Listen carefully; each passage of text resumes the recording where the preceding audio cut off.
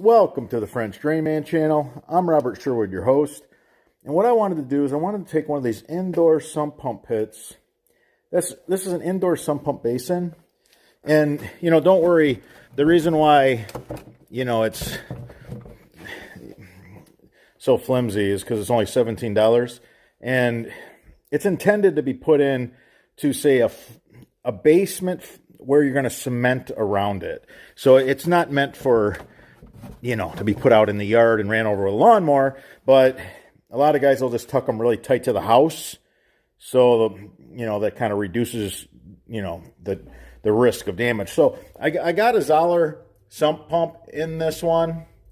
And what I'm going to do is I got these 5-gallon jugs.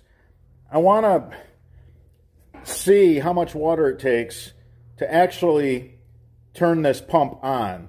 So let's see. I got 10 gallons. If I need more, I do have 20 gallons for this little demonstration, and I have no idea how it's going to turn out. So we're all seeing it for the first right here. I know that this isn't much. The way they taper these basins, they don't hold very much, especially at the bottom.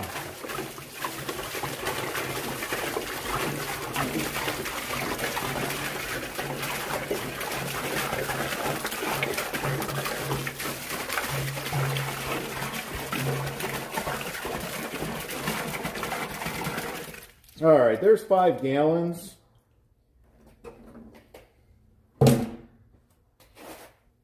Oh, geez. Yeah, it... Okay, so there's 5 gallons, and 5 gallons is what it takes to turn the sump pump on. So let me show you. Thought I was going to have to actually use 10 gallons for this, so this is quite a surprise. So here's the switch. It's a float. I'm going to force it down. The water makes it come up, and then it turns on. Here, I'll add a little bit from this other one because it's right at that point where it's getting ready to click. And I didn't plumb it. I mean, we don't have to run it.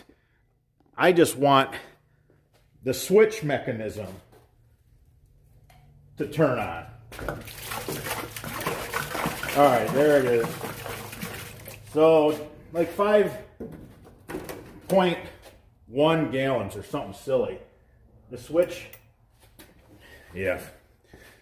So just a hair over 5 gallons. Let's take a look at this together. So this is, one of these cheap basins from the big box stores. And I've been warning you guys to stay away from them for a lot of reasons. So here, I'm going to push this float down, let it come up on its own. I'm going to slow it. So I didn't want it to bounce back. I wanted it to go slow, and then, so it's going to run pretty much at 5 gallons, okay?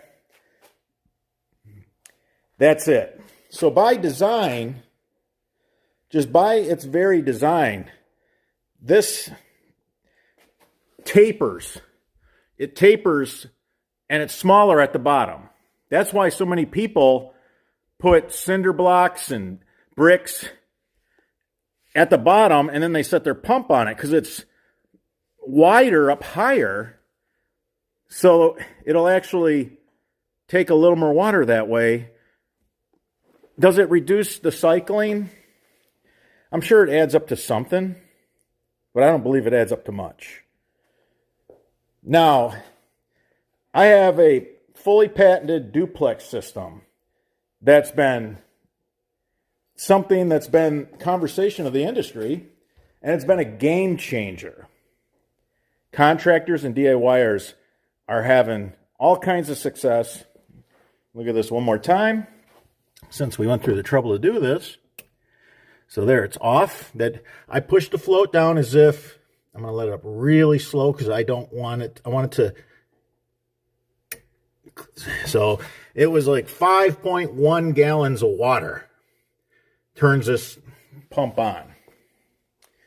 Now this is your typical, basement type setup. And I don't recommend it for the outdoors, never have. So let's look at the alternative. Let's take a look. Okay, so what I discovered after 35 years as a contractor, and never did I use an indoor sump basin for an outdoor yard system, I discovered going deeper and wider in diameter wasn't the answer. The answer was an extended chamber. A really nice long chamber. That way the water can come up. And when it turns on, you have this entire chamber, depending on how you build it, tens and even hundreds of gallons of water. Why is this important, and why is this very significant to the longevity of your yard system? Well, if you want as minimum maintenance as possible, the key is in the switch of the sump pump. Let me explain. All right, so I just showed you how 5 gallons of water triggers this, like 5 gallons in a cup. So then it runs that out. Then 5 gallons fills it, runs it out. 5 gallon fills it, click, runs it out. Think about that. 5 gallons at a time. Think about that. 99 out of 100 sump pump failures are in the switch. The switch mechanism, the mechanical mechanism, it just gets overworked. And I've learned this, and I know this. Now, I'm not a guy that runs around in a van charging service fees, so I'm not big on replacing sump pumps. So I designed a system where it holds, we always build them to hold hundreds of gallons of water. So that when it goes on, here's the discharge. When it goes on, it really counts. And it runs the water down. Then it takes hundreds of gallons, if that's how you build them. Because, see, I can make this chamber however long I want. We had a gentleman come and pick up a 12-foot section and an extra coupler on his duplex. And I get it. I applaud him. I encourage more length. It's not go deeper and, have a wider diameter pit. Because, I've done all that. Here, I just so happen to have some dual wall. So we used to take culvert pipe, and we would, go 3 feet, then 4 feet, then 5 feet, then 6 feet. So then we had to go bigger. So we went, we go, from a 24 to a 30. This got to be ridiculous. And guess what? You're not displacing that much more water. But when you have a chamber like this, that's when you're displacing a lot of water.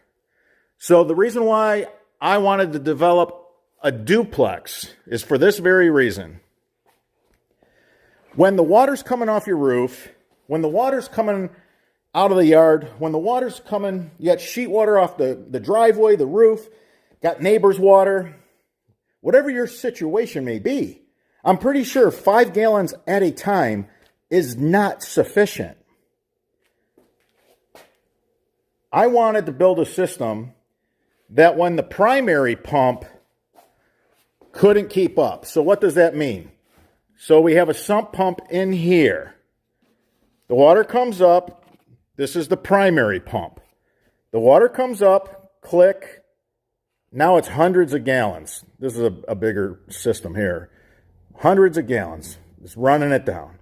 But say that all your rooftop water, all your driveway sheet water, all the yard water, whatever your situation may be.